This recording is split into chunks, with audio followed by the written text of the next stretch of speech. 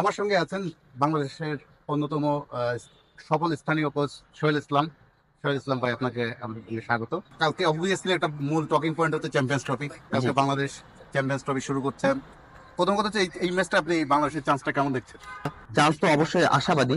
আমরা যে আহ, কালকের ম্যাচে যদি জানেন যে মানে ইন্ডিয়া এখন খুবই স্ট্রং টিম। তো নর্মালি এই স্ট্রং টিমের সাথে আমরা আসলে কোন মাইন্ডসেট নিয়ে খেলবো, আমাদের অ্যাপ্রোচ কি হবে, আমাদের মাঠের মধ্যে ওইরকম অ্যাটিটিউডটা শো করতে হবে। আসলে অনেক জিনিসগুলো, মেন্টাল সাইডটাও খুব স্ট্রং লাগবে। যে শুধু স্কিল ডিপেন্ড করেই যে আসলে ওরে বিট করা যাবে এরকম আমার কাছে মনে হয় না। তো মাঠের মধ্যে যদি আমাদের বডি ল্যাঙ্গুয়েজ, আমাদের অ্যাপ্রোচ, আমাদের চিন্তা ভাবনার মধ্যে যদি এরকম থাকে যে না আমরা বিট করতে চাই, তাহলেও আমরা আসলে একটা ভালো জায়গায় আমাদের পারফরমেন্সটা রাখতে পারবো। এটা খুবই জরুরি বিষয় আমার কাছে মনে হয়। আহ তো শুধু ইন্ডিয়া না, পুরো চ্যাম্পিয়ন্স ট্রফিতে আসলে যে একটা টিম আসছে সবাই স্ট্রং, এবং সবার সাথে আসলে ওইরকম অ্যাটিটিউড নিয়ে খেলা উচিত। এবং আমার কাছে মনে হয় যে প্লেয়াররা এখন যেভাবে চিন্তা করে ড্রেসিং রুমে, আপনি যে কথা বললেন যে দীর্ঘদিন আমি এদের সাথে আহ, এদের কোচিং করাই, এদের সাথে আমি জানি যে এরা কিভাবে এখন। আমি যেটা বলবো যে ড্রেসিং রুমের মধ্যে এখন মানসিকতা চেঞ্জ হয়েছে, চিন্তা ভাবনা করাটা এখন অনেক বেশি তারা পজিটিভ থাকে, এবং হাঙ্গারনেসটাও বাড়ছে যে আমরা আসলে নিজেদেরকে ওই স্ট্যান্ডার্ডে নিয়ে যেতে চাই, যেখানে আমরা শুধু ওয়ার্ল্ড ক্রিকেট ডমিনেট করবো। চিন্তা ভাবনার মধ্যে বড় বড় পরিবর্তন আসছে। এখন এটা এক্সিকিউশনটা আহ, শুরু করব, এখন এটা রেজাল্ট আসতে আসতে এটা সময় লাগতে পারে। এটা বলছিলেন যে বাংলাদেশ চ্যাম্পিয়ন্স ট্রফিতে কালকে বাংলাদেশ ইন্ডিয়ার ম্যাচ, ইন্ডিয়াকে হারাতে হলে কি করতে হবে বাংলাদেশকে? মাঠের মধ্যে অ্যাপ্রোচটা খুব ভালো লাগে।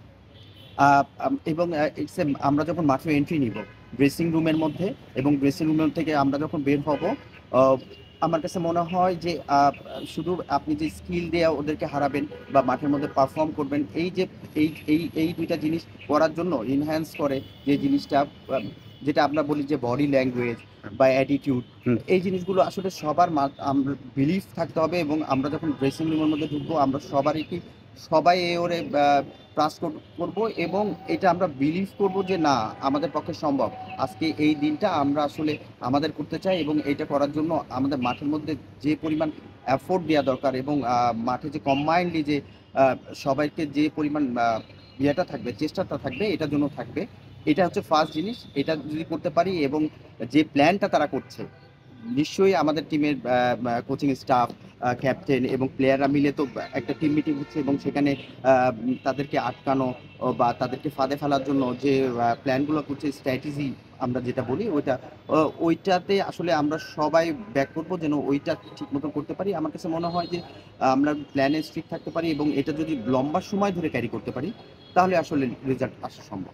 দুবাইয়ের কন্ডিশনটা কি একটু এনকারেজ করতে পারে বাংলাদেশকে? কারণ আপনি জানেন দুবাই 350-300 রানের আমরা একটু কম দেখি, বিশেষ করে 50 ওভারে 250-56 বলা হচ্ছে উইনিং স্কোর মনে হ্যাঁ, করে। আপনি যেটা বললেন যে যে রেঞ্জে খেলা হচ্ছে দুবাইতে হয়, এই রেঞ্জটা আমরা খুবই পরিচিত। আপনি যদি প্রিমিয়ার লিগ দেখেন বা বাংলাদেশে আমরা যখন ওয়ানডে খেলি, কিন্তু এই রেঞ্জের মধ্যেই খেলি। এবং আমার কাছে মনে হয় যে ইন্ডিয়ানরা যে এতগুলো স্পিনার নিয়ে আসছে, এটাও একটা বড় কারণ যে তারা দুবাইতে খেলবে, এবং খেলাটা এই রেঞ্জে হয়। তো নর্মালি আমরা এরকম এরকম রেঞ্জে আমরা খেলে অভ্যস্ত। তো আমার আমার কাছে মনে হয় যে এটা আমাদের জন্য ভালো।